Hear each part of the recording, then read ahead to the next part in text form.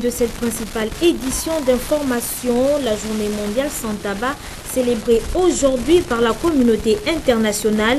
Au Gabon, les festivités ont eu lieu au centre hospitalier universitaire de Libreville. Ce sera dans quelques instants seulement avec Pierre Parfait Mbadikoum. Mesdames et messieurs, bonsoir et merci d'avoir choisi la télévision Shekina pour vous informer. Je vous l'annonçais à l'instant, à l'instar de la communauté internationale, notre pays célèbre aujourd'hui la journée mondiale sans tabac, dont le thème cette année est tabac et cardiopathie. Le ministère de la Santé et de la Famille a procédé au lancement des activités liées à cette célébration. C'était au centre hospitalier universitaire de Libreville en présence de Pierre Parfait Mbadikoum.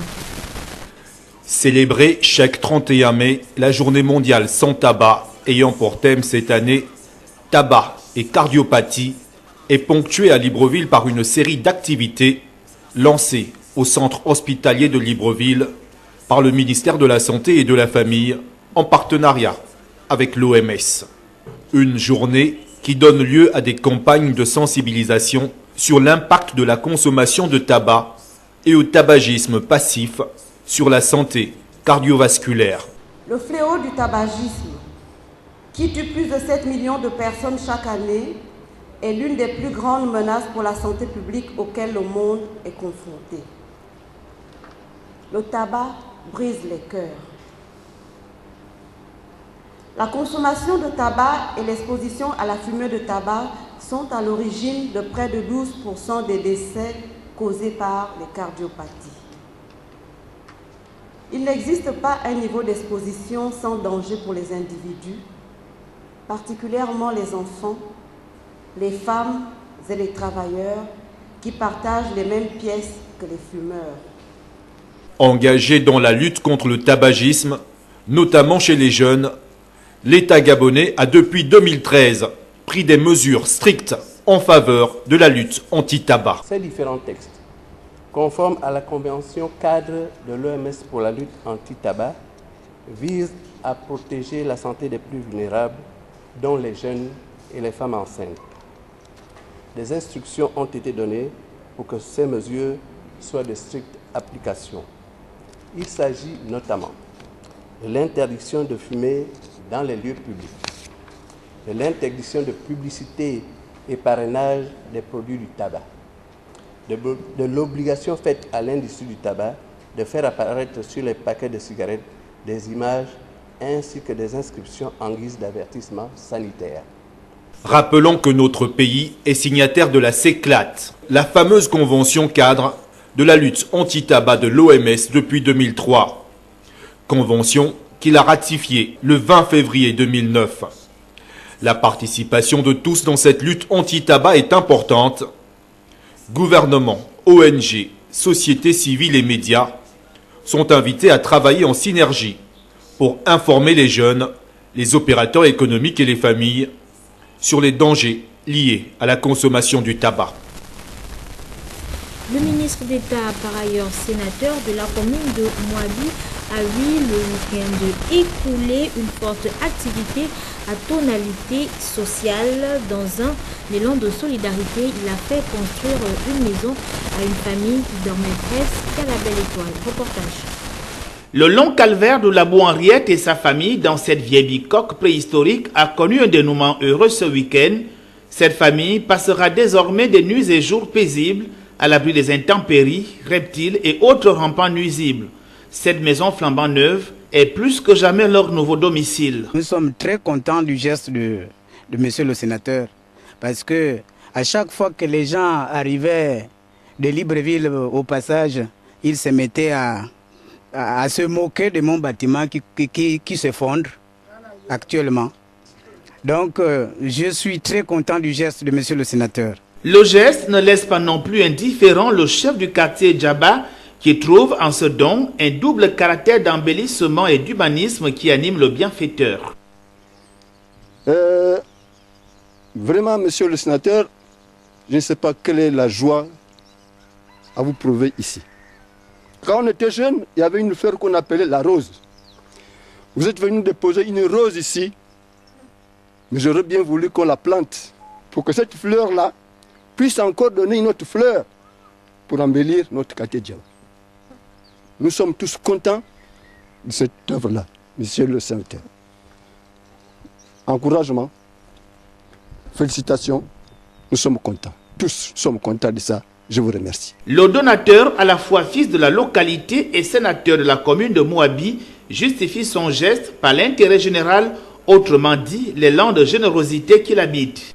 Dès lors que, placés où nous sommes, élus, responsables politiques, ministres, maires, présidents du conseil, chefs de quartier, pourquoi pas, chefs de service et autres choses, nous travaillons pour ce qu'on appelle l'intérêt général. Il nous arrive souvent d'acheter des médicaments. Il nous arrive d'aider, de donner du pétrole, de donner une lime, une hache, de donner même des enfants pour aller aider à faire une plantation. Parce que l'autre est dans le besoin. C'est le même élan de cœur qui m'a inspiré pour poser cet acte. Tout en promettant de faire davantage à l'avenir, Josué Badinga a remercié le Très-Haut pour l'avoir permis de poser cet acte d'amour et de partage, de ce qu'il a reçu d'ailleurs de ce même Très-Haut. Passons à présent à cette signature de partenariat entre l'Institut de recherche scientifique et humaine de l'Université Omar Bongo et le groupe IHEM, ceci dans le cadre du renforcement lié à la recherche scientifique. Ephraim Yogoedo nous en dit davantage. L'Institut de recherche des sciences humaines de l'Université Omar Bongo, désormais lié par un partenariat avec l'Institut de hautes études de management. Cet accord est le fruit de plusieurs semaines de longues réflexions entre les deux parties qui s'engagent désormais à rehausser le niveau des apprenants au sein de ces deux instituts dans le cadre des enseignements. Je suis donc heureux d'être là aujourd'hui pour la première fois. Je suis également heureux de rencontrer vos collaborateurs pour vous dire merci. Merci d'être là aujourd'hui pour que nous puissions signer ces conventions qui auront pour but d'accompagner l'IRCH d'une part concernant la Fondation Constant Roulenon, parce que il s'agit là d'une démarche de soutien aux activités de l'IRCH, à côté certainement d'autres bailleurs qui suivront. Mais la Fondation est là pour apporter un soutien important à vos activités de recherche. C'est très important, la recherche, ça se soutient. S'il n'y a pas de soutien à la recherche, ce n'est pas évident. Ce partenariat n'est que la concrétisation d'une longue tradition, n'est-ce pas, de relations entre le groupe IHM et de nombreux chercheurs de l'IRCH. Moi-même, n'est-ce pas, je suis le président du conseil scientifique de l'Institut de haute étude en management. De nombreux chercheurs interviennent dans le cadre de formation, n'est-ce pas, mais c'est à titre individuel. Et je pense que plusieurs années après, il était temps de donner à ce partenariat, pour ainsi dire, d'ordre informel, un caractère structuré, un caractère officiel. Et c'est pour ça que, moins de 3 mois après ma nomination au poste de directeur, j'ai estimé que mon premier geste devait être, n'est-ce pas, à l'endroit de ce partenaire qui a toujours été extrêmement fidèle et loyal chaque fois qu'on a eu besoin de lui. Voici pourquoi nous sommes là. C'est au sein de l'IRCH qu'a eu lieu la signature de ce partenariat, suivi des échanges des documents relatifs entre les parties. Des perspectives nouvelles s'ouvrent pour les deux entités, l'IHM, qui est un partenaire de l'État dans le cadre de l'éducation et de la formation professionnelle, devrait s'appuyer sur l'expertise et l'expérience de l'IRCH dans divers domaines, lesquels viendraient renforcer les différentes activités et programmes au sein de l'IHM. Un exemple, l'IHM, n'est-ce pas, s'est doté d'une revue, n'est-ce pas, le potentiel, et l'IHM a souvent recouru aux chercheurs, soit pour les articles, soit pour la relecture d'articles. Cette fois-ci, cela va se faire de façon officielle. Un partenariat gagnant-gagnant s'ouvre désormais entre ces deux parties qui s'engagent à œuvrer ensemble dans le sens de la recherche scientifique de façon formelle. Dans le volet santé, on parle essentiellement de cette collecte de sang initiée par le service de collecte mobile du Centre national de transfusion sanguine. Donner son sang pour sauver des vies, tel est le slogan utilisé par les équipes mobiles du CNTS pour inciter les populations à offrir leur sang. Depuis quelques jours, une équipe mobile est installée au Carrefour Rio afin de recueillir du sang de quelques bénévoles. Reportage. Installées sous les tentes, les différentes unités mobiles du Centre national de transfusion sanguine prélèvent et administrent des tests de dépistage gratuits aux différents volontaires. Cette activité pérenne du CNTS vise à rendre le sang disponible pour les nécessiteux en allant au plus proche des populations. Tout comme le slogan du service de la promotion du sang, de la communication et de la collecte mobile l'indique, donner son sang, c'est sauver des vies. Alors, le processus est simple. Il faut déjà relever que dans notre pays, on n'a pas encore une véritable culture du don de sang. D'accord? Par rapport à d'autres pays de l'Afrique de l'Ouest, le procédé du don de sang, il est simple. Alors, il suffit simplement de remplir un questionnaire. Pour le remplissage de ce questionnaire, il sera pris des paramètres, c'est-à-dire le poids et la tension artérielle.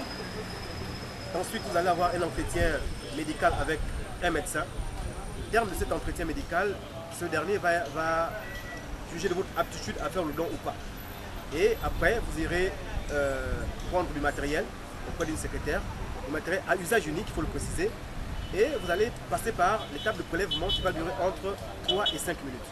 Et au terme de ce prélèvement, vous allez avoir une collation. Donc voilà un peu schématiser le processus du don de sang. C'est en prévision d'une forte demande qui malheureusement ne manquera pas de se manifester avec des accidents, des hémodialysés, des femmes ayant subi une césarienne et j'en passe, que le CNTS recueille auprès des bénévoles et autres donneurs plus de 10 000 poches par an, lesquelles poches subissent au préalable une batterie de tests. Il faut relever qu'il y a des personnes qui viennent uniquement pour le renseignement. Et nous sommes dans le devoir, dans l'obligation de renseigner ces personnes sur le bien fondé de faire le don de sang. Et il y a une catégorie de personnes qui viennent pour faire le don de sang. Mais avant de le faire, nous leur expliquons quel est le cheminement, quelle est la procédure à suivre pour faire le don de sang, avec toutes les conditions nécessaires. Alors, il y a aussi le volet que nous n'occultons pas, le volet de la sensibilisation. Parce que nous avons d'abord premièrement cette charge d'éduquer, ce volet d'éduquer les populations. Donc nous procédons également à une sorte de sensibilisation de tout venant à travers tout ce qu'il y a comme affiche et à travers les personnes que nous interpellons pour leur expliquer quel est le but pour lequel nous sommes là et quel est le bien fondé de faire le don de sang. La santé n'a pas de prix, mais la santé a un coût. Donc venez faire le don de sang, c'est pour sauver des vies. Pensons simplement à toutes les personnes qui sont malades, aux hémodialysés, aux personnes qui souffrent de la malnutrition, aux enfants qui souffrent de la malnutrition, aux accidentés de la voie publique, aux femmes qui ont passé par césarienne. Toutes ces personnes ont besoin de sang et jusqu'à présent, il n'y a aucune usine, il n'y a aucun traitement, il n'y a aucun endroit où on fabrique le sang. Le seul moyen pour sauver des vies de ces personnes-là, c'est par la transfusion. Et par la transfusion, nous pouvons la faire qu'à travers les poches de sang que nous collectons auprès des populations. Le sang, qui ne peut être fabriqué en laboratoire, reste un liquide essentiel au bon fonctionnement de l'organisme humain. Et au Gabon, le manque de disponibilité de ces liquides précieux a toujours eu des conséquences fatales dans la prise en charge de certains cas d'urgence. Le Gabon et les États-Unis coopèrent ensemble depuis plusieurs années. Déjà, c'est dans ce cadre que le nouvel ambassadeur en poste à Libreville a eu le 30 mai dernier des échanges avec le ministre de l'Intérieur. Les deux hommes ont également mis à profit cette rencontre pour discuter et voir dans quelle mesure les États-Unis pourraient investir au Gabon. Reportage. Renforcer les axes d'amitié entre le Gabon et les États-Unis sont là autant de questions mises sur la table lors d'un entretien entre l'ambassadeur des États-Unis au Gabon et l'actuel ministre de l'Intérieur, Lambert Noël Mata, en poste dans notre pays depuis 2 mois seulement, avec résidence à Libreville. Le diplomate américain a mis à profit cette visite de courtoisie afin de poser les jalons et voir comment les entreprises américaines peuvent investir au Gabon dans le domaine et secteur d'activité variés. Notre pays offre en effet de réelles possibilités d'affaires aux investisseurs qui le désirent. Une des choses que je voudrais faire, c'est encourager des entreprises américaines à voir le Gabon comme un site d'opportunité, de pouvoir créer des opportunités pour le peuple gabonais et pour créer du travail et bien sûr des investissements pour les entreprises américaines. Alors je pense que nos relations sont très proches, très fortes et j'espère qu'on pourra la continuer de cette façon. Durant son séjour en terre gabonaise, son Excellence Joël Danis, ambassadeur des États-Unis, y consacrera son temps pour non seulement aller à la rencontre des membres de l'équipe gouvernementale, mais aussi de certains acteurs de la vie sociopolitique gabonaise, histoire pour ces derniers de mieux comprendre le milieu professionnel dans lequel il est appelé à exercer. En prélude à la fête nationale italienne, l'ambassadeur d'Italie a présenté ce matin de maîtres guitaristes de musique classique invités à Libreville pour la circonstance. C'était à la faveur d'une conférence de presse animée à l'Institut français du Gabon. C'était en présence de Pierre Parfait Mbadikoud. La fête nationale de la République d'Italie aura lieu le 2 juin prochain. À Libreville, l'événement sera marqué par une série d'activités, dont un concert de musique à l'Institut français du Gabon. Les organisateurs souhaitent ainsi mettre en lumière la musique classique italienne, notamment l'opéra. 2 maîtres guitaristes siciliens sont actuellement à Libreville pour cet événement. Alors, même si la culture, la musique en particulier, a eu un grand rôle dans l'histoire politique italienne, parce que l'unité italienne a été aussi au centre des œuvres des grands maîtres, comme par exemple Giuseppe Verdi. En tout cas, en passant au côté purement institutionnel, cette fête, qui est la fête la plus importante du calendrier institutionnel italien, elle est liée à la journée du 2 juin 1946, alors que le peuple italien, dans un référendum d'importance absolue, a décidé de mettre fin à la monarchie et de vouloir que l'Italie devienne une république. Et ça, c'est le fondement de la République. Voilà. Et alors, c'est depuis les origines et la fête de la République italienne. Un concert, une belle occasion de rencontre avec la musique italienne. C'est un voyage culturel à travers ceci. Par exemple, Giuseppe Verdi. En tout cas, en passant au côté purement institutionnel, cette fête, qui est la fête la plus importante du calendrier institutionnel italien, elle est liée à la journée du 2 juin 1946, alors que le peuple italien. La suite, ce sera samedi 2 juin à partir de 19h30. Le public gabonais est convié à prendre part à cet événement. En politique, au regard de l'actualité brûlante dont fait montre leur mouvement politique, les jeunes UPGistes réunis au sein du MGU ont décidé de quitter le parti et d'organiser dans les brefs délais une convention nationale élective. L'annonce a été faite au cours d'une conférence de presse organisée ce matin à leur siège. Reportage. En tant que mouvement jeunesse et d'action politique, nous réaffirmons notre positionnement, ou si vous voulez, la ligne politique de notre mouvement reste intacte. Celui d'être un mouvement jeunesse qui milite dans l'opposition contre le système Bongo PDG. Nous refusons, et ce, sans aucune influence d'une quelconque entité externe, la nouvelle démarche de union et solidarité. Nous prenons acte de cette nouvelle orientation. La convention du MJU, ayant défini l'orientation politique de notre mouvement comme étant un mouvement jeunesse et d'action politique militant dans l'opposition, cette convention n'ayant pas dit le contraire, et parce que le vice l'a emporté sur la vertu, par conséquent, nous ne pouvons plus être affiliés à un parti politique de la majorité. Et dans les plus brefs délais, d'ailleurs, nous organiserons ici même notre convention élective. Autre conférence de presse, mais cette fois-ci dans le volet religion, il s'agit de celle de l'abbé Serge Patrick Mabikassa qui a édifié les hommes des médias sur le chronogramme d'activité marquant la commémoration de la 52e journée mondiale de communication sociale placée sous le thème « La vérité vous rendra libre ». Ceci en rapport avec le message du pape François. Nous l'écoutons, il est au micro d'Inès Mbunga Mombo. Pour le vendredi 1er à 16h jusqu'au samedi à midi, les journées diocésaines de communication sociale.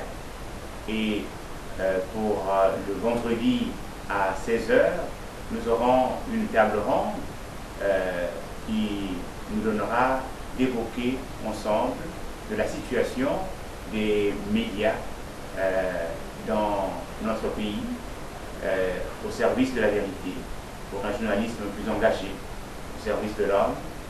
Et il y aura aussi le développement ou le commentaire du message du pape François à l'occasion de cette journée, 52e journée mondiale de communication sociale.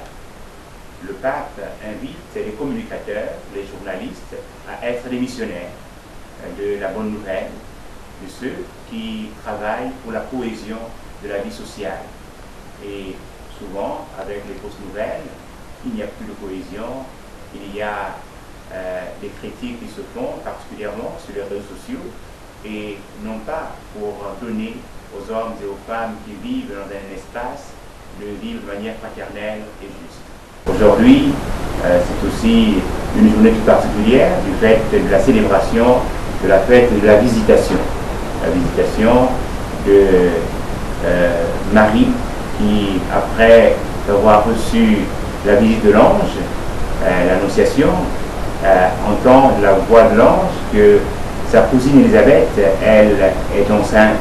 La rencontre des deux femmes donnera lieu à un chant, et non seulement la rencontre des deux enfants, c'est-à-dire de Jean le Baptiste dans le sein de sa mère et de Jésus dans le sein de Marie, et le chant du Magnificat qui se trouve être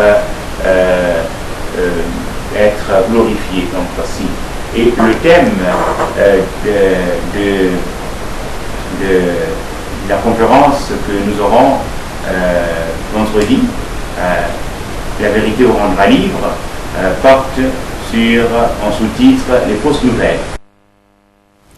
Et dans l'actualité hors de nos frontières, coup de tonnerre au Real Madrid où l'entraîneur triple vainqueur de la Ligue des Champions, Zinedine Zidane, a décidé de quitter le club merengue.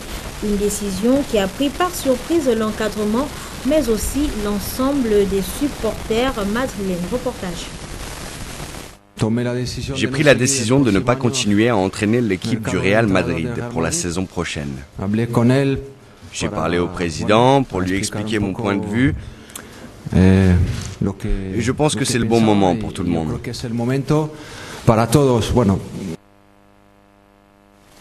Le club sportif de Libreville réalise le doublé Coupe et championnat, une performance saluée par l'ensemble des joueurs qui ont montré aux yeux de tous qu'ils pouvaient se frotter à n'importe quelle équipe en terminant le championnat invaincu durant toute la saison. Mosconi Ngonda. Un énième sac pour RCL après celui obtenu il y a une semaine dans ce même stade. Mais celui-ci, il le doit à son portier Aboubakar Sibabi, qui détourne un second pénalty et qualifie son équipe à la montée en deuxième division professionnelle. Après une longue saison extrêmement difficile, parce que le championnat, il faut reconnaître que le championnat de 3 cette année était assez soutenu et régulier. Et donc, la preuve aujourd'hui, les garçons, ils ont un peu souffert parce qu'il y avait beaucoup de blessés. On a dû mettre des tampons à certains pour qu'ils viennent jouer. À la fin, comme vous dites, que du bonheur. Mené à la mi-temps 1 but à 0, l'Académie P a réagi à 20 minutes de la seconde période, mais l'épreuve des tirs au but lui a été fatale. La mi-temps aussi c'était pas mal. On a essayé de jouer au football, on a posé le ballon. Et puis après, c'était déjà difficile de prendre ce but-là et tout en fin de première période. On a le mérite de revenir et tout. Et puis après les pénaltys, bon, c'est un peu qui tout double. Donc voilà, je pense que cette équipe-là mérite aussi cette victoire-là parce qu'elle a fait un bon championnat. Donc c'est que la série sous le gâteau pour eux, quoi. La finale de la Coupe de l'Est hier s'est tenue dans une ambiance chaleureuse avec un public qui était au rendez-vous. Le trophée de champion a été remis par le représentant du parrain Jean-Marie Ogandaga qui a mis les petits plats dans des gants pour la bonne marche de cette finale qui a annoncé toutes ses couleurs. Dans la rubrique Expression libre, dites-nous combien de parcs nationaux compte le Gabon? Alors, combien de parcs nationaux trouve-t-on au Gabon? Je ne sais pas parce que je ne vis pas ici. D'accord, merci. Ah, Seigneur. Ça fait longtemps, je ne sais plus.